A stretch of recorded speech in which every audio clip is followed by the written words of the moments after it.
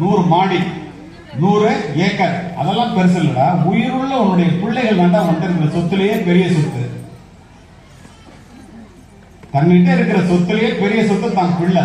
அதுக்கு நீங்க என்ன செய்யணும்னு சொல்றோம். Spending time with children is more important than spending money on them. பெற்றோர்கள் பிள்ளைகளுக்கு கொடுக்கின்ற மிகப்பெரிய சொத்து பெற்றோர்கள் அந்த பிள்ளைகளிடம் செலவு செய்கின்ற நேரம். பிள்ளைகளிடம் நேரம் செலவு செய்யாத பெற்றோர்கள் எவ்வளவுதான் சொத்து சேர்த்து வைத்தாலும் அது விழலுக்கு கிடைத்த நீராக போவதை நான் பல முறை காவல்துறை அதிகாரியாக பார்த்துவிட்டேன். பிள்ளைகளுக்கு ஆசைக்கு வாழாமல் தேவைக்கு வாழ கற்றுக் கொடுங்கள். பிள்ளைகளுக்கு அதிகமாக சொத்து சேர்த்து வைத்துவிட்டு போகின்ற பெற்றோர்களை விட பிள்ளைகளுக்கு சிக்கனமாக வாழ கற்றுக் கொடுத்து விட்டு போகின்ற பெற்றோர்கள் மேன்மையானவர்கள் என்பதை நான் பல முறை பார்க்கிறேன். வெற்றி பெறுவதில் மட்டும்தான் மகிழ்ச்சி என்று பிள்ளைகளுக்கு சொல்லாதீர்கள். பெற்றுக்கொள்வதில் மட்டும்தான் மகிழ்ச்சி என்று பிள்ளைகளுக்கு சொல்லாதீர்கள். விட்டுக் கொடுப்பதில் மகிழ்ச்சி இருக்கிறது என்று சொல்லுங்கள். விட்டுக் கொடுப்பவர்கள் கெட்டு போனதில்லை, கெட்டு போனவர்கள் விட்டுக் கொடுத்ததில்லை. இதெல்லாம் யாருன்னு சொல்றது? கவலைப்பட வேண்டாம் என்று பிள்ளைகளுக்கு சொல்லுங்கள். ஒரு மனிதன் கவலைப்படுவதனால் ஒரு குலத்தை கூட்டவோ குறைக்கவோ முடியாது என்று வேதம் சொல்லுகிறது, பைபிள் சொல்லுகிறது. பாட்டு கேட்கணும்ல. வாழ்க்கை என்றால் 1000 இருக்கும், வாசல் தோறும் வேதனை இருக்கும், வந்த துன்பம் எதுவென்றாலும் வாடி நின்றால் ஓடுவதில்லை, எதையும் தாங்கும் இதயம் இருந்தால் இறுதி வரைக்கும் அமைதி நிலைக்கும், உனக்கும் கீழே இருப்பவர் கோடி நினைத்து பார்த்து நிம்மதி நாடுன்னு சொல்றோம். எவனுக்கு கவலை இல்லை? எந்த மனித இதயத்தில் காயமில்லை சொல்லுங்கள். காயமெல்லாம் காலப்போக்கில் மறந்து போகும் மாயங்கள்.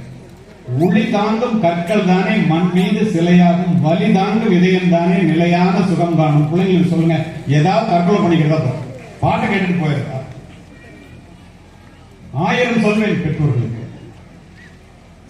மேடம் ஜெனிகோல் என்று ஒரு உளவியலாளர், அவர் பதிவு செய்கிறார். என்ன பதிவு செய்யறாங்க தெரியுமா?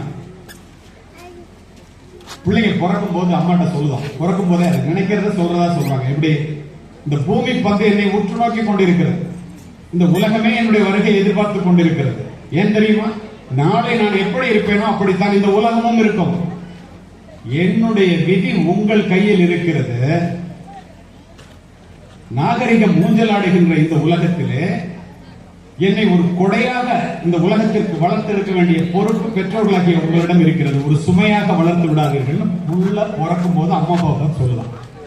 ஏண்டா விதி உங்க கையில இருக்குன்னு சொல்லுதுன்னு அதையும் சொல்லும். வியந்து போயிடுது. சாதாரண விஷயம். எந்த பிள்ளையாவது உங்கள்கிட்ட பிறக்கணும்னு வரம் கேட்டு பிள்ளை வரம் கேட்டவர்கள் நீங்க. வள்ளுவர் என்ன சொல்லுவார் தெரியுமா? தந்தை மகற்காற்றும் நன்றி அவையத்து முந்தி இருப்ப செயல்பர். உதவி இல்லை, நான் என் பிள்ளைக்காக போடாத பாடுபட்டான் அவன், அதெல்லாம் இல்ல. பெத்தது நீங்க, அவனை ஒழுங்கா வளர்க்கறது உங்க கடமை. நீ தானே பெத்த, அவன் பேரன்னு சொல்லலையே. இது யார் சொல்றா? வள்ளுவர் சொல்றாரு. மகன் தந்தை காற்றும் உதவி இவன் தந்தை என்னோட்டான் கொள் என்று சொல்லிட்டு போயிட்டார். அவன் நல்ல பிள்ளைய வளர்ந்து இந்த மாதிரி பிள்ளைய பெக்கிறதுக்கு அம்மா அப்பா என்ன தவம் செஞ்சாங்களோன்னா அது உதவியா. ஈன்று புறந்தறுதல் எந்தலை கடனை சான்றோனாக்குதல் தந்தைக்கு கடமைன்னு போயிட்டான். அப்பா எல்லாம் அப்படியே வெள்ள சல்லையா இருந்துட்டு காலையில அம்மா தான் எழுப்பி விடுவாங்க, பேரண்ட் டீச்சர்ஸ் போவாங்க, படிக்க வைப்பாங்க, எல்லாம் பண்ணுவாங்க. இவரு அப்படியே தனக்கு இதுக்கு சம்பந்தமே இல்லை, என்னடா ஒழுங்கா 100 மார்க் வாங்கிட்டு போயிட்டே இருப்பாரு. அது இல்ல. புள்ள ஒரு உதாரணமே சொல்றேன். ஒரு இடத்துல அந்த அம்மா படாத பாடுபட்டு பிள்ளைய வளர்த்துருக்காங்க. கூட வந்து மேல வாங்கினவங்கள்ட்ட you can be a proud motherன்னு அம்மாட்ட சொன்னேன். ஏன் சொன்னேன்னா, அது மாதிரி வந்து பிரைஸ் வாங்கிறதுக்கு மேல வரலாம், ஸ்டேட் ஃபர்ஸ்ட் வந்துட்டான். அந்த அப்பாவுக்கு என்ன படிக்கிறான்னு கூட தெரியாது. மேல பிரைஸ் வாங்க போறோம்னு அப்படியே வெள்ள வேஸ்ட் வெள்ள செட்டா வரலாம், தப்பு இல்ல. மேல வந்தாரு. வந்தோன்னா ஒய்ஃப் மேல தெரியாது, பாத்தியா என் பிள்ளைய அப்படின்ட்டு பிரைஸ் வாங்குறாரு. சரி, தப்பு இல்லை. அதே பிள்ளை உருப்படாம போகுதுன்னு வச்சுக்க, என்னடி பிள்ளையா வளர்த்துருக்க அப்படின்னு அதே அப்பா சொல்லுவார். இது சொல்லக்கூடாதுங்கிறதுக்காக தான் ஈன்று புறந்தறுதல் எந்தலை கடனை சான்றோனாக்குதல் தந்தைக்கு கடனை புறணான் எப்படிலாம் சொல்லி வச்சு போயிட்டாங்க. தாயினுடைய சக்தி வலிமையானது. அதை போலவே ஆசிரியர்கள் 5 நிமிஷம் முடிச்சது 3 பேருக்கு பேசணும் ராமசாமி சார் சொல்றாரு. அதனால சாக்ரட்டிஸுடைய மாணவன் பிளேட்டோ, பிளேட்டோவுடைய மாணவன் அரிஸ்டாட்டில், அரிஸ்டாட்டிலுடைய மாணவன் the great Alexander who conquered the entire world. உலகத்தை ஒரு குடையின் கீழ் ஆள நினைத்து வெற்றியில் பெற்ற மகா அலெக்சாண்டரிடம் போய் கேட்கிறாங்க, எப்படா உலகத்தை ஜெயிச்சார்? நான் சொல்றான், நான் இந்த உலகத்திற்கு வந்ததற்கு காரணம் என்னுடைய பெற்றோர், இந்த உலகமே என்னிடம் வந்ததற்கு காரணம் என்னுடைய ஆசிரியர் அரிஸ்டாட்டில் என்று அடித்து சொல்லுவேன். இதிலிருந்து நாம் அறிந்து கொள்வது என்ன? ஜப்பான் நாட்டில், எனக்கு ஜப்பானிய மொழி தெரியாது, ஆசிரியர் பயிற்சி பள்ளிக்கு ஒரு பாடத்திட்டத்தில் ஒன்று வச்சிருக்காங்க. அதிர்ந்து போனேன். உண்மை சம்பவத்தை ஒரு ஆசிரியர் எப்படி இருக்க வேண்டும் என்பதற்காக வைத்திருக்கிறார்கள். நேரம் கருதி வேகமாக சொல்லுகிறேன், மிக அருமையாக கவனிக்கிறீர்கள், அதனால் இதனை சொல்லுகிறேன். ஜப்பானிய நாடு 100 ஆண்டுகளுக்கு முன்னால் ராணுவ ஆட்சியில் இருக்கும்போது கொள்ளைக்காரர்கள் ராணுவ உடையை திருடி அணிந்து கொண்டு கூட்டம் கூட்டமாக கிராமத்திலே குதிரையிலே நுழைந்து கண்ணில் படுபவர்களை எல்லாம் வெட்டி போய் சாய்த்து விட்டு கொள்ளையடிப்பது, இங்கு தீவெட்டி கொள்ளைன்னு சொல்லுவாங்க அந்த காலத்தில். அந்த மாதிரி ஒரு நிகழ்வு நடந்துட்டே இருக்கு. ஒரு தாய், கதை இல்லைங்க, நிஜம், 2 குழந்தைகளுக்கு சோறுட்டி கொண்டு வாசலில் அமர்ந்திருக்கு. கொள்ளைக்காரர்கள் குதிரையில வருகிறார்கள் என்றவுடன் வழக்கம் போல எல்லோரும் எந்திரிச்சு மரவிடத்தை நோக்கி ஓடுகிறார். இந்த தாய் 2 குழந்தைகளையும் இடுப்பில் 2 பக்கம் வைத்துக் கொண்டு ஓடுகிறார். குதிரையினுடைய குளம்படி சத்தம் அருகாமையில் கேட்டவுடன் 3 பேரும் தப்பிக்க முடியாது என்பதை தெரிந்த அந்த தாய் 1 நிமிடம் நின்று நிதானித்து 2 குழந்தைகளுடைய முகத்தையும் பார்த்துட்டு ஒரு குழந்தையை இறக்கி விட்டு ஒரு குழந்தையோட மரவிடத்துக்கு ஓடியது. மறைவிடத்திலிருந்து திரும்பி பார்க்கின்றால் இறக்கி விடப்பட்ட குழந்தை தலை துண்டாக்கப்பட்டு குதிரையினுடைய குளம்படிப்பட்டு சின்ன பின்னமாவதை பார்த்து கதறுகிறார். பெரியவர் ஒருத்தர் வாய் மூடுறார், சத்தம் போடாது. கொள்ளைக்காரர்கள் சென்றவுடன், கொள்ளையடித்துக் கொண்டு சென்றவுடன் ஒரு குழந்தையை இறுக பிடிச்சிக்கிட்டு அந்த இடத்துக்கு வந்து இறந்து போன குழந்தை இடத்துல தாய் கதறுகிறார், பதறுகிறார். எவ்வளவு பின்ராப் சைலண்டா கேட்கிறீங்க. அத்தனை பேரும் அங்க வர்றாங்க. அந்த பெரியவர் கேட்கிறாரு, தாய், ஒரு தாய்க்கு 2 குழந்தைகளும் 2 கண்களை போல அல்லவா, அடையாளத்தை பார்த்துட்டு எப்படிமா ஒரு குழந்தைய இறக்கிட்டு ஒரு குழந்தையை காப்பாற்ற முடியும்? அந்த தாய் சொல்லுகிறாள், பெரியவரே, என்னுடைய குழந்தைக்கு மாலை நேரத்திலே நிலாவை காட்டி சோறுட்டி கொண்டிருக்கும் போது என்னிடம் படிக்கின்ற பக்கத்து வீட்டு குழந்தையும் வந்து விட்டது. 2 குழந்தைகளுக்கும் சோறுட்டி கொண்டிருக்கும் போது கொள்ளைக்காரர்கள் வந்து விட்டார்கள். 2 குழந்தையும் காப்பாற்ற நினைத்தேன், முடியவில்லை. நான் அடையாளத்தை பார்த்து இறக்கி விட்டது என்னுடைய குழந்தை, காப்பாற்றியது பக்கத்து வீட்டு குழந்தை. ஏனென்றால் அடிப்படையில் நான் ஒரு ஆசிரியர். ஒரு ஆசிரியர், இதை விட வேற என்ன உதாரணம் சொல்லணும்? மனுஷன் தாய் 12 வயது நிரம்பிய 6ஆம் வகுப்பு படிக்கின்ற ஒரு பிள்ளையை இடுப்பிலே சுமந்து கொண்டு ஓடுகிறார்கள் தாயும் தந்தை. சமீபத்தில் நடந்த நிகழ்வு. இந்தியாவிலே மிகப்பெரிய மருத்துவமனை, 100 டாக்டர் இதய அறுவை சிகிச்சை நிபுணர். எனக்கு தெரியும், ஒரு அப்பாயின்மெண்ட் வேணும்னா 6 மாசம் ஆகும் ஹார்ட் சர்ஜரி. அந்த மருத்துவமனைக்கு ஓடுகிறார்கள். 6ஆம் வகுப்பு படிக்கின்ற 12 வயது பிள்ளை. உங்கள் தாய் யார் என்று பிள்ளைகளை தெரிந்து கொள்ளுங்கள். ஓடணும்னா என்னமா இப்படி கொண்டு வந்தீங்கன்னா எப்படிமா? ஏற்கனவே 100 பேர் லிஸ்ட்ல இருக்காங்க. அந்த புள்ள துடிக்கிறத பார்த்துட்டு ரிசப்ஷன்ல இருக்கிற டாக்டர் ஓடுறாரு. அவர் சர்ஜரியில் இருக்கிற டாக்டர் சீஃப் டாக்டர் சொல்றாரு. அவர் இறங்கி வேகமா முதல்ல அப்படியே கட்டணத்தோட வர்றாரு. பார்த்துட்டு அந்த அம்மா அப்பாவை கூப்பிட்டு சொல்றாரு, இதயத்தில் வருகின்ற ரத்த குழாய்கள் எல்லாம் அடப்பட்டு போச்சுங்க, 30 நாள் தான் உயிரோட இருக்கும் அந்த புள்ள. 30% தான் வாய்ப்பு இருக்குமா, 70% இறக்கிறதுக்கு தான் வாய்ப்பு, அழைச்சிட்டு போயிடுங்க, ஹாஸ்பிட்டல்ல இருக்காங்க. அந்த அம்மா அந்த டாக்டர் கையை பிடிச்சிட்டு 10% கூட என் புள்ள பொழைச்சிருங்க, எங்க கையெழுத்து வேணும் கொடுங்க, போட்டு நீங்க காப்பாற்ற முடியும், செத்தா பரவாயில்ல கொடுங்க அப்படின்னு கையெழுத்து போட்டு தராங்க. அந்த அம்மா புடிவாதம் தாங்க அம்மா அட்மிஷன் போட்டுறாரு. 7 நாள் கழிச்சு ஆபரேஷன்.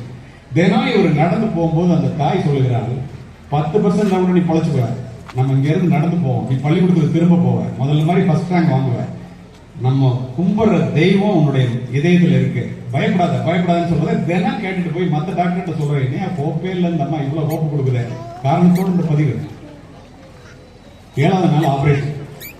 இந்த டாக்டர் ஆபரேஷனுக்கு எல்லா டாக்டரோட முகத்துல கட்டிட்டு போயிட்டாரு. 5 மணி நேரம் ஆபரேஷன். அந்த பிள்ளைய அப்படி தட்டி கொடுத்து சொல்றாரு, கவலைப்படாத, என்னால முடிஞ்ச வரைக்கும் செய்யறேன். அந்த பிள்ளை சொல்லுங்க, doctor I don't have any fear. ராம்சன் ஸ்கூல்ல படிக்கிற பிள்ளை மாதிரி இருக்கும்னு நினைக்கிறேன். I am having one question to you. என்ன கொஸ்டின்? நீ இதே அறுத்து தான் ஓபன் பண்ணி தான் செய்வீங்களான்னு கேட்கு. பயப்படுது போட்டுருக்குன்னு நினைச்சிட்டு அனஸ்தீசியா கொடுப்போமா உனக்கு வலிக்காதுங்கிற. அதெல்லாம் நான் கேட்கிற கேள்விக்கு பதில் சொல்லியாங்க. ஆமாங்க, நான் கடவுளை பார்த்ததில்ல, எங்க அம்மா நான் கும்பிடுற தெய்வம் வந்து இதயத்துல இருக்குன்னு சொன்னாங்க.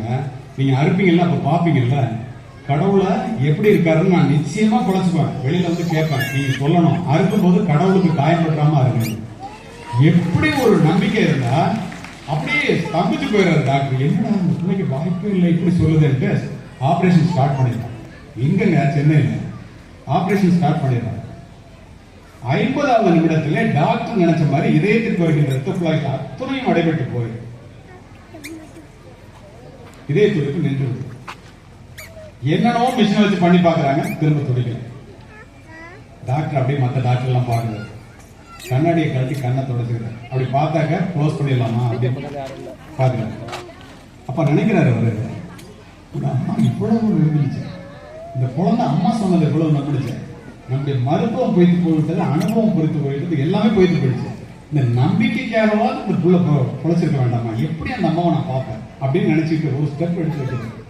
பக்கத்தில் இருக்கிற லேடி டாக்டர் கையை அப்படி ஒரு தட்டி, doctor blood is coming to the heart is functioning. அவசரமா எல்லா விஷயத்தையும் திரும்ப ஆன் பண்ணி 5 மணி நேரம் ஆபரேஷன், குழந்தை பிழைச்சிருக்கு. ஒரு வாரம் கழிச்சு சுவிச்சஸ் எல்லாம் பிரிச்சுட்டு பார்க்க போறேன். மற்ற டாக்டர் கூப்பிட்டு கேட்கிறாரு, கடவுளை பாத்தீங்களான்னு கேட்கிறேன். அந்த பொண்ணு, நான் என்ன சொல்றது, ஆளுங்க ஒன்று சொன்னாங்க, முடிவோட போறேன். பெற்றோர்களே, போன உடனே அந்த குழந்தை உடையாந்து அவர் காலை கட்டிட்டு, நான் பொழைச்சுப்பேன்னு சொன்னேன், பொழைச்சிக்கிட்டேன் பார்த்தீங்களா, உள்ள நடந்ததுக்கு தெரியாதுல்ல, கடவுளை பாத்தீங்களா, கடவுளை பார்த்தேன் அப்படிங்கிற. எல்லா டாக்டரும் ஆச்சரியமா பார்க்கறான், கடவுள் எப்படி இருந்தார் அப்படின்னு. இப்படித்தான் இருந்தார் என்று கையை பின்னால் காண்பித்து விட்டு டாக்டர் நகர்ந்து கொண்டார். அவர் கை காண்பித்த இடத்திலே அந்த ஏழை தாய் நின்று கொண்டிருந்தால் அந்த புள்ள ஓடி போய் அம்மாவை கட்டி கொடுத்து, நீ தான் கடவுள் அம்மா, இதுதான் உன்னுடைய தாய். தாயிலிருந்து தான் தலைமுறை தொடங்குகிறது. ஒவ்வொரு தாயும் ஒரு வரலாறு. தலைமுறை மாற்றத்தை உருவாக்கக்கூடிய தகுதி படைத்தவள் இந்த உலகத்தில் தாய் மட்டுமே. மாதா வயிறறிய வாழா ஒரு நாளும் என்கிறார் வாரியார். மாதாவை ஒரு நாளும் மறக்க வேண்டாம் என்கிறது உலகனி. அன்னையின் பிதாவும் முன்னறி தெய்வம் என்கிறது குன்றைவேந்தன். யார் இல்லை என்றால் இந்த உலகத்தில் நீ பிரவேசித்திருக்கவே முடியாதோ, யார் இழந்து விட்டால் நீ திரும்ப பெற முடியாதோ, அவருடைய பெயர் தான தாய். சொல்லுபவர் விவேகானந்தர். 10 மாதம் உன்னை சுமந்து புரண்டு படுத்தால் கூட உனக்கு வலிக்குமே என்று, உனக்கு வேண்டியதை உண்டு, தனக்கு வேண்டியதை வெறுத்து, நீ பிறப்பதற்கு முன்பே உனக்காக இறைவனிடத்திலே வேண்டிய ஒரே ஒரு உன்னதமான ஜீவன் இந்த உலகத்தில் உண்டென்றால் அது உன்னை பெற்ற தாயை தவிர யாரும். இது யார் சொல்றது? 360 பயணிகளை சுமந்து கொண்டு ஒரு விமானம் மத்தியதரை கடலிலே பறக்கின்றது. 2 மாசத்துக்கு ஒரு தடவை நான் போய் வெளிநாட்டில் பேசுறேன். திடீரென்று வெடிச்சத்தம், புகைமண்டலம், என்ஜின் ஆஃப் ஆயிடுச்சுன்னு பைலட் காக்பிட்ல இருந்து வந்து சொல்றான், லைஃப் ஜாக்கெட்டை போட்டுக்கங்க. எப்படி இருக்கும் பாருங்க, மயான அமைதி. 20,000 அடி, 30,000 அடி, 10,000 அடி வந்துருச்சு. துணை விமானி மட்டும் தொடர்ந்து ட்ரை பண்றான். திடீர்னு கிரீன் லைட் எரியுதுங்கிறான். தண்ணீரை தொட இருந்த விமானத்தை 2 விமானிகளும் சேர்ந்து மேலே ஏற்றி எமர்ஜென்சி லேண்டிங் பக்கத்து நாட்டில் தரையிறக்கும். இதை சொல்லி முடிக்கின்றேன். அப்பா எல்லாம் உட்காந்துருக்காங்களா, இவ்வளவு பேரு. அம்மாவை மட்டும் சொல்லிட்டு அப்பா சொல்ல போனா அது நிறைய இருக்காது. எல்லாரும் உயிரை கையில பிடிச்சி வெளியில போது பத்திரிகை துறை கேட்கிறாங்க, இறப்பினுடைய விளிம்பை தொட்டு விட்டு வந்தீர்களே, கடைசியா என்ன நினைச்சீங்க? ஒருத்தன் எல்லா நாட்டுக்காரனும் இருக்காங்க. ஒருத்தன் நாட்டை சொல்றான், வீட்டை சொல்றான், பேங்க் பேலன்ஸை சொல்றான், ஒய்ஃபை சொல்றான். என்னுடைய பிள்ளைகளே அனாதையாக விட்டுவிட்டு இறக்கப் போகிறோமே என்று கதறி கதறி அழுதேன் என்று பதிவு செய்த 11 பேரும் இந்திய தந்தைகள் என்பதை மனதிலே பதிய வைத்துக் கொள்ளும். தேடி சோறு நிறந்தென்று பல சின்ன சிறு கதைகள் பேசி மனம் வாடி துன்பமிக உழன்று பிறர் வாட பல செயல்கள் செய்து நிறை கூடி கிளப்புருவோமே கொடு கூற்றுக்கிறை எனக்கு மாயும் பல வேடிக்கை மனிதரை போடுவான் வீழ்வேன் என்று நினைத்தாயும் பாரதி. பிறந்தோம் வளர்ந்தோம், இந்த 1 to 5 சொல்லுவான். ஒரு பொண்ணை கல்யாணம் பண்ணிக்கிறது, 2 குழந்தைகளை பெற்றுக்கிறது, ஒரு 3 bedroom வீடு, ஒரு 4 wheeler காரு, 5 digitல 20,000 60,000 சம்பளம், கடைசி வரைக்கும் இஎம்ஐ கட்டியும் சேர்த்து போகுது. அதற்காக பிறந்தவர்கள் அல்ல நீங்கள், சாதிக்க பிறந்தவர்கள். அத்துணை தகுதியும் உங்களுக்கு உண்டு. இங்கு இத்துணை நேரம் அமைதி காத்த நீங்கள் எல்லோரும் எல்லாமும் பெற வேண்டும். உங்களிடத்தில் இல்லாத நிலை வேண்டும். இந்த ராம்சன் கல்வி குழுமமானது ஆள் போல் தலைத்து அருகு போல் வேரூன்றி நலமுடனே முன்னேற அத்துணை பேரும் ஞானமுடன் சிந்திக்க வேண்டும். வாய்ப்புக்கு நன்றி.